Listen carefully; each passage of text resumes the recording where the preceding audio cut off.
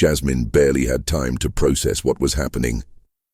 One moment, she was stepping out of the store. The next, she was caught in a confrontation she never saw coming. The air between them felt thick, charged with an unspoken tension that had nothing to do with a simple misunderstanding. Officer Greg Mathis wasn't asking. He was demanding, his stance rigid with authority. Her father, Anthony Reed, was still by the car, unaware of the situation unfolding just a few steps away. Jasmine could feel her pulse quicken, her grip tightening around the soda bottle. She had done nothing wrong, yet Mathis looked at her like she had already been judged. The way his eyes lingered, searching for an excuse, sent a shiver down her spine. She thought about compliance, about emptying her pockets just to get it over with, but she knew it wouldn't end there. She had seen it before. How quickly things escalated when someone like her was in the wrong place at the wrong time. Her silence made Mathis bristle. His hand twitched near his belt. In an instant, the situation shifted. A shove, a step back, a forceful grab. Jasmine lost her footing as a rough hand yanked at her wrist. She stumbled, and before she could regain her balance, she felt the impact. The pavement was hard, the shock of it rattling through her bones. Gasps filled the air, but one voice cut through the tension like a blade. Anthony Reed had seen enough. The man who had spent his life upholding the law, believing in justice, now stood face to face with the ugly reality of what that uniform sometimes represented.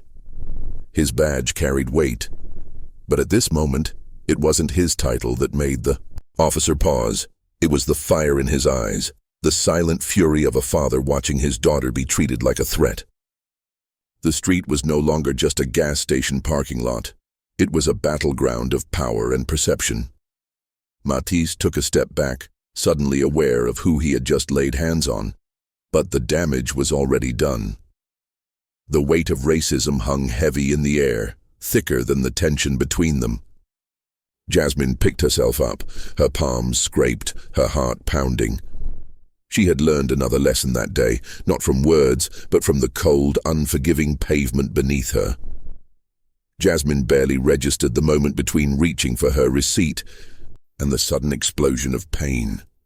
The world tilted, the ground rushing up to meet her before she even understood what had happened. The parking lot, the passing cars, the fading daylight, all of it blurred as she hit the pavement, her body recoiling from the impact. The sting in her jaw was immediate, a sharp pulse radiating through her skull. Somewhere nearby, the hiss of soda spilling onto the concrete filled the heavy silence. Anthony Reed had seen many things in his years on the force. Tension, confrontation, moments where choices turned to consequences. But never had he witnessed something like this. Not like this. Not to his own daughter. His mind caught up in a second, his heart in even less. He moved before his thoughts did, his steps quick, controlled, but his presence alone was thunderous. The weight of authority clashed against the raw, undeniable truth of what had just unfolded. Mathis stood frozen for just a breath before shifting his stance, realizing too late the enormity of his mistake. Jasmine forced herself to sit up, the metallic taste of blood on her tongue, her vision swimming. She blinked rapidly, grounding herself in the moment, in the fear, in the anger, in the knowing. Around them, the world had stopped. Bystanders held their breaths, caught between witnessing and acting. Somewhere in the distance, a phone was recording, the small red light blinking. Proof, evidence, another moment that would be played and replayed, dissected and debated, but never truly justified. Anthony's voice cut through the silence, not loud, not yelling, but filled with a cold, unwavering certainty. Step back. His words carried weight beyond a father's fury. They carried the weight of a man who had spent his life believing in justice, only to find himself standing in the shadow of what it could become. Mathis hesitated, the authority he had leaned on now slipping from his grasp. The power had shifted, not just in rank, but in truth. The air between them buzzed, thick with something unspoken but deeply understood. Jasmine pushed herself to her feet, her legs unsteady, but her resolve like steel. The lesson had been delivered, brutally, undeniably, and yet the story wasn't over. It never was.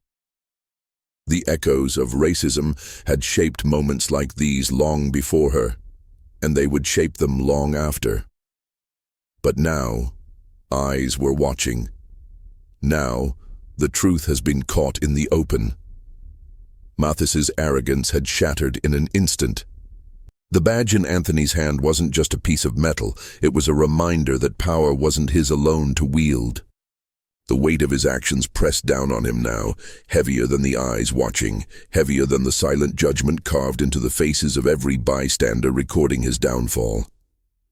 The smirk that had once curled his lips was gone, replaced with something else. A crack in his composure. A realization that for once, he wasn't in control. Jasmine wiped the blood from her lip, steadying herself as she pushed off the pavement. Her father hadn't moved, his grip still loose around the badge, his expression unreadable. But his words had left no room for argument. Matisse had spent years throwing orders, expecting instant obedience. Now, he found himself on the receiving end at the parking lot. Once a simple stop on the way home, had become something else entirely. A stage, a reckoning.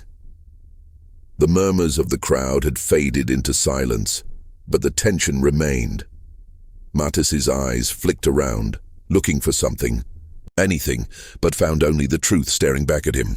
The cameras, the witnesses, the undeniable evidence of what he had done. His hands twitched at his sides, the instinct to resist flickering in his posture. But he knew. He had played this game too many times before. He had seen how these moments unraveled. And now, with the wrong person in the wrong place, he had finally become the one with no escape. "Turn around," Anthony said again, his voice cutting clean through the air. There was no hesitation, no anger, just the weight of authority that couldn't be challenged. Matisse swallowed hard. The power had shifted, and for the first time, he had no choice but to obey. Jasmine's breath was uneven as she finally stood, her legs shaky, but her resolve unbroken. The sting in her jaw, the dull ache radiating through her face, was nothing compared to the weight of what had just happened. Blood smeared against her hand as she wiped her lip, her fingers shaking. Around her, the murmurs of the crowd grew, louder, shifting from shock to something else, vindication, satisfaction, the rare sight of justice flipping the script. Matisse struggled against Anthony's grip, but the chief of police held firm.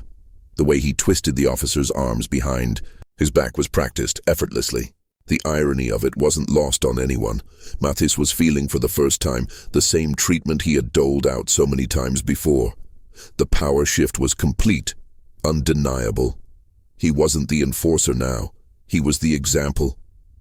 "You want to explain why you punched my daughter in the face?" Anthony's voice was steady, his tone sharp enough to cut through the thick air. Matisse squirmed, his usual confidence cracking under the weight of his mistake. His voice, once full of dominance, now wavered with something else. "I thought she was reaching for something," Matisse muttered, his jaw clenched. "For what?" Anthony pressed. "A gun, a weapon, or maybe just a receipt?"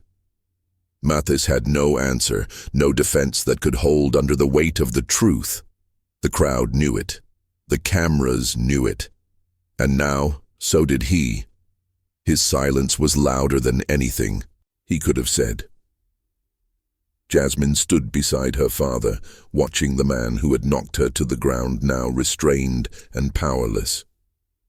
The sting of the hit still burned, but something else settled in her chest. A lesson. A moment that would never leave her. Because in the end, it wasn't just about what had happened to her. It was about what had been exposed for the world to see. Anthony's voice was calm, controlled, but there was no mistaking the finality in his words. "You're done." "No." Theatrics. No anger, just truth. The kind Mattis couldn't escape, the kind that settled deep, unshakable. Mattis swallowed, his usual bravado cracking at the edges. His hands twitched against the cuffs, his breath uneven. He had spent years knowing he could get away with anything, knowing the system would protect him. But this time, there was no shield, no silent agreement to sweep things under the rug. The cameras, the witnesses, the weight of his own actions pressing down on him, it was all too much. Anthony glanced at Jasmine. Her face was bruised, swelling, slightly, but her expression was unreadable. She had always known men like Mattis existed. She had always understood the quiet rules that came with her skin, with her existence. But now, she had seen something else. A moment where justice, real justice, wasn't just an empty promise. The city would react. The department would scramble. The headlines were already being written in real time, spreading faster than any official statement ever could. Anthony knew this wasn't just about one officer, one incident.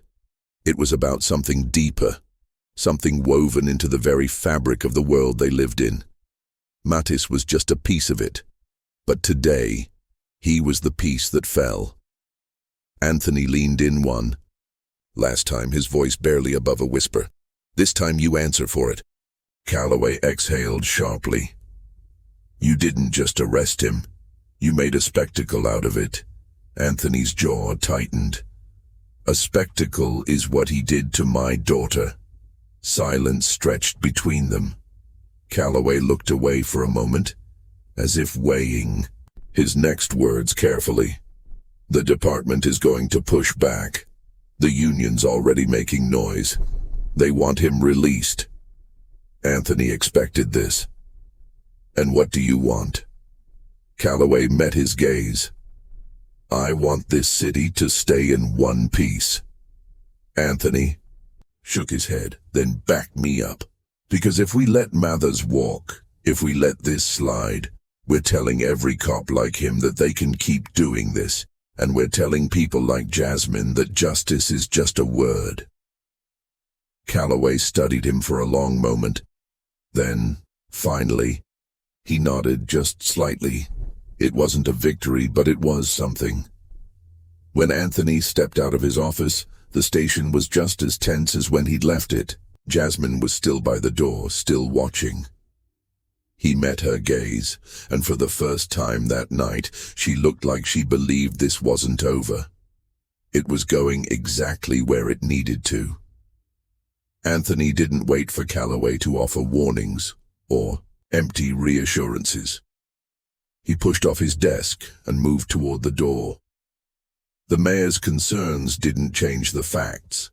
Mathers had crossed a line, and Anthony wasn't about to step back just because the system wasn't ready to hold one of its own accountable. As he stepped into the hallway, the murmurs didn't stop, but they didn't matter. Jasmine was still standing near the entrance, arms still crossed, her face still swollen, but her expression unreadable. She had seen too much in just a few hours, too much of how things really worked, too much of what people like Mathers could get away with. Anthony walked up to her, lowering his voice. Let's go home. She nodded but didn't move right away. Her gaze flickered around the station, at the officers who weren't sure how to look at her, at the ones who wouldn't look at her at all. Is he really going to pay for this? She asked, voice quiet. Anthony met her eyes. He couldn't promise a perfect outcome, but he could promise this. I'm not letting this go. Jasmine studied him for a moment, then nodded. It wasn't a relief, not yet. But it was something close. As they walked out past the desks, past the stairs, past the weight of a department that had been built to resist moments like this, Anthony knew the fight wasn't over. Mathers had been arrested, but this was bigger than him. This was about a system that had protected him for years, and if that system was about to get uncomfortable, of course Mathers wasn't going down without a fight. Men like him never did.